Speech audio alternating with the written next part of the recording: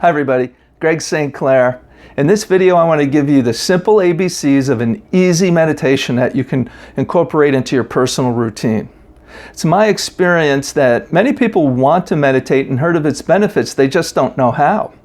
I recently gave a lecture on the effects of stress on the immune system, and somebody asked me, what's the number one way to relax and reduce stress? And immediately my mind went to meditation. I personally have been meditating since 1984, and the reason I know the year is that was my sophomore year of college, and I took a class on Eastern philosophy. We studied Zen, Buddhism, Hindu thought, Chinese philosophy, and our teacher had us meditate to start every class. When somebody in that class asked me what's the number one thing though to do to relieve stress, I was hesitant to say meditation. And the reason is I've been teaching this for a long time, and my experience is people really don't follow up and do it. So today I want to give you the simplest, easiest way to meditate to incorporate into your routine, because just like a diet or exercise, we don't get any benefits unless we do it. One of the reasons people don't do it is I hear this complaint over and over from almost everybody that's a beginning meditator is they say, I can't meditate. And the reason is they say they can't turn their mind off. They have this misconception that meditation's about like flatlining and not thinking or being there. But really, I teach it as that's the first step of meditation. The first step is realizing that our mind never shuts down. In Chinese medicine, we call it our monkey mind, this little monkey chittering around all over the place, and it doesn't calm down. So once we realize that, we go, oh, and then we can just find ways to just be with that and learn how to deal with that. So meditation, I say, is easy and difficult.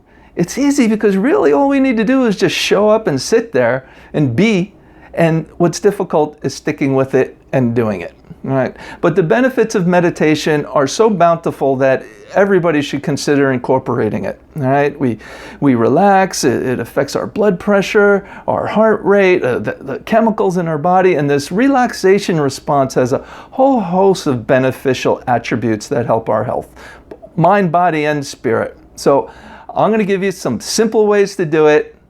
Let's get started.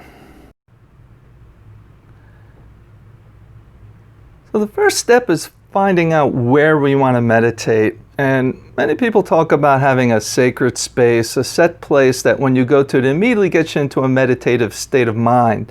Okay? That's not really necessary. We can meditate almost anywhere. However, if you have a place in your house, I think it is good to pick one. Many people have different items they might use. I know in the East, many people say from India, they would have like a little tiny shrine with all kinds of things on it. But that's up to you. That's a personal preference. I personally like to have a meditation cushion. As you can see, this is filled with buckwheat. It's very comfortable. I like to put it on a couple of blankets or pads to help me be more comfortable when I do it. This is some incense. If you want to burn some incense, that's a nice thing to do. Clean the air, smudge a little bit, maybe light a candle. I have a crystal here to maybe clean the air. But once again, these things are not necessary. What's really necessary is that you find a spot that you can be comfortable. Now that we have our space, we come and we just simply sit down. Okay, we sit on the cushion, cross our legs. We try to get into a good posture. We hold ourselves upright, like feel like maybe something holding you up from the top of the head. Align your spine. I like to take my hands, I put my left over my right. I just put it right in my lap like this. Another option is if you take your first and second fingers, thumb and index finger, put them together, and just put them on your knees. And that makes a tripod, which actually helps you to balance and stay stable. And then what we do is we close our eyes, we breathe, and we relax.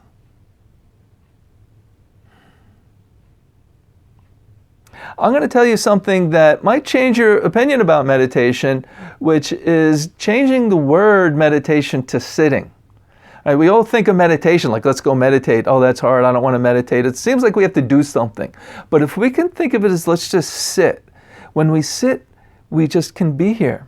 And that takes care of that monkey mind issue. Those people that say they can't meditate because they can't turn their mind off. Remember, that's the first step. We sit and we realize, wow, our mind is all over the place. So I don't want my mind to be in charge of me and make me do things and and I want to be in charge of my mind. So when I sit and meditate, I start to take command of my thoughts. I take command of my mind. I'm not a master at it, but I sit and things come up and they don't have power over me at that time. I set a set amount of time usually to meditate, and I just breathe and I just relax. Now, one of the number one problems people have with meditation is pain during meditation. You wouldn't think sitting would give you pain. However, it's the posture and weakness that causes problems. And I hear it all the time, back pain, neck pain, when I'm teaching classes. And the reason for that is they're not in a good posture or they're weak. So when we sit and meditate and we're upright like this, we have to use our muscles. And if we're bent, right, it's going to start to hurt, right? Picture 5-10 minutes of holding your arms out. You're going to feel it. So if we sit in a bad posture, so working on our posture is crucial. We breathe. It helps us to relax. It takes pressure off our organs, and it helps our posture, and it also helps to reduce more tension in our body and things to flow better inside the body. So breathing. We just want to breathe deeply, slowly, gently, and let tension out of the body. So that's it. Just breathe, relax. Think of sitting as what you're doing, not meditation with a goal. In fact, there should be no goal. Right? If we have a goal, then some teachers like Zen masters would say, then you're not doing it right. There should be no goal. What we're doing is sitting, and whatever comes up, comes up. You know, it's funny, sometimes in a quiet, relaxful meditation, you don't feel you get that much out of it, and somewhere you don't think you can relax, something really powerful can happen and shift in you. So we don't know what the benefits are at the time. What we know is we're sitting and we're relaxing. So there you have it. And like I said, it's easy and difficult. What's easy is just sitting, getting in a good posture, breathing and relaxing. And what's difficult is coming back to that cushion to reap the benefits. That brings up the question, how long should we sit for? 5 minutes, 10 minutes, 20 minutes. I know many people use an app or a timer. That's not really me. I like to just sit, and my body knows when it's done. So sometimes my meditation is shorter, sometimes it's longer, depending on what I'm doing. I will share that I used to work with a woman that was a Catholic nun, and she recommended a 1-minute meditation. She also studied Buddhist philosophy, and she felt that if you can't dedicate to 1 minute, you can't dedicate any longer. So dedicate to just that. I would say if you can't find 1 minute a day to meditate, there's something seriously wrong with your lifestyle decisions, and you probably need it all the more.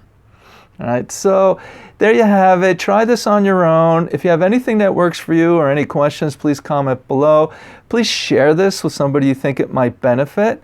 And if you subscribe to my YouTube page, I'm going to have more information just like this coming out. So all my best to you. Just keep doing it, and you'll see the benefits eventually over time.